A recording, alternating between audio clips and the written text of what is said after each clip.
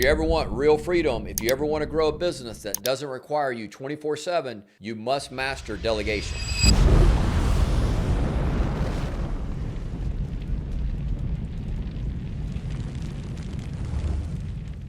So why does this matter? Let's be clear. Without true delegation, you're going to stay overwhelmed and your team's going to be confused. Your business is going to stay small. So you can hustle your way to a 6-figure business, but if you want to build a 7, 8, or 9-figure business, you're going to need people who think, decide, and execute without you. Delegation is not optional. It's a non-negotiable leadership skill if you want speed, scale, and sanity. So how do you delegate effectively? Now let's get into how. What is the exact outcome that I want? Not just the task, but what should the finished product look like? Here's a weak example. Can you make a marketing plan for the next month? Versus a strong example, I want a 1-page marketing plan for June that outlines 3 major promotions, their target audience, and the platforms we'll be using to promote each one of these. The plan should be clear enough that the social media teams can execute without additional meetings. So number 2, what are your non-negotiables? What specific rules, standards, or brand guidelines must be followed here? A weak example of this would be just use your judgment. Versus a strong example, make sure all social media graphics use our official brand colors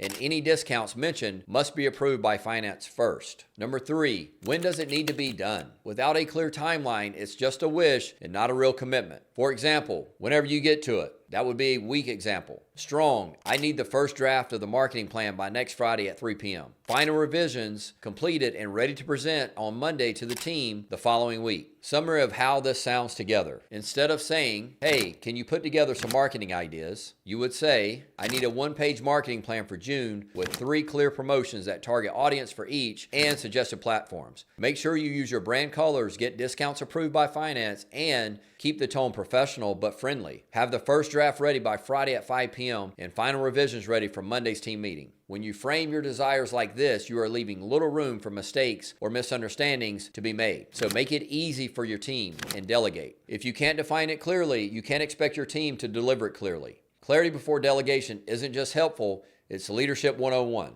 Vague instructions equals disappointing results. Step 2, pick the right level of delegation. Delegation isn't all or nothing. There are different levels depending on a person's experience or the situation. Here's the delegation ladder. Hey guys, if you ever need anything at all you got to do is text the number below and we'll be there for you. Level 1, do exactly what I tell you. They follow instructions and no decisions made. Level 2, bring me the options and I'll choose. They do the research and you still make the decision. In level 3, you decide and they inform me. They make decisions but keep you updated. Level 4, you decide and only tell me if something major goes wrong. They have full autonomy unless there's a big red flag. Your goal as a leader is to move people up the levels over time. The higher they climb, the more they own and the more you scale. Step number 3, set clear check-in points. One of the biggest delegation mistakes is dump and disappear. That's not delegation. Instead, create scheduled feedback loops. Early check-ins after they started. Are they heading in the right way? Midway check-ins. How's progress? Are we drifting off course? Final check-in review. The finished outcome.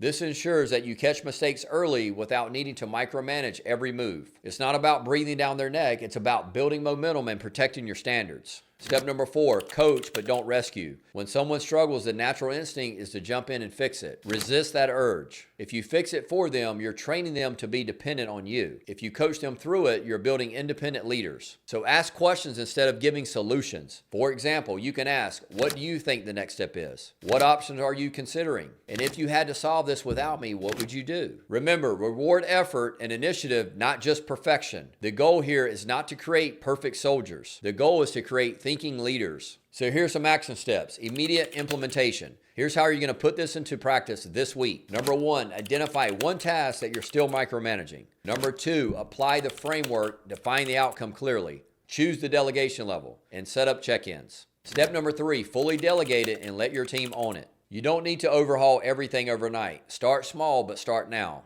After this session, you're going to take 10 minutes to reflect. What task am I still clinging on because I don't trust anyone else to do it? Where have I been vague and hurt performance without realizing it? Implementation tip. Pick a real task this week, write it down, the desired outcome, and the non-negotiables. Set a deadline and schedule your 3 check-ins today. Because thinking about delegation changes nothing. Practicing it changes everything. If you're constantly answering the same questions, fixing the same mistakes, and doing work you've already hired people to do, you don't have a team problem, you have a delegation problem. And if you're serious about becoming the CEO your business needs, hit that subscribe button. We're just getting started. Final takeaway, delegation is a test of your leadership, not just your team skills. When you delegate well, you'll multiply yourself, you'll grow your people, and you'll actually scale your business. When you don't delegate, you will create chaos, you'll burn yourself out, and you'll stunt your own growth. The choice is yours.